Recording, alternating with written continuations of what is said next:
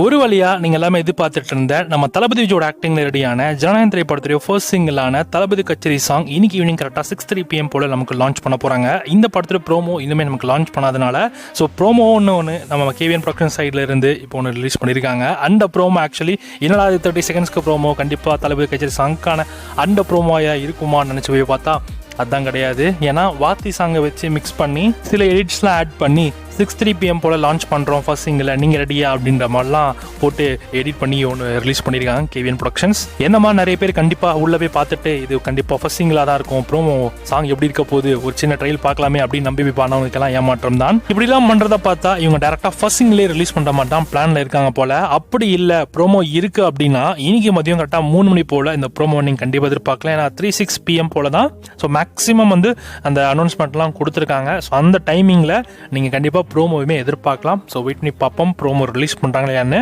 எனக்கு தெரிஞ்சு இவங்க வந்து 3 hours to go 4 hours to go அப்படின்ற ஏதாவது சாக்கில் வந்து ப்ரோமோ ரிலீஸ் பண்ணவும் வாய்ப்பு இருக்குது. வெயிட் பண்ணி பார்க்கலாம்.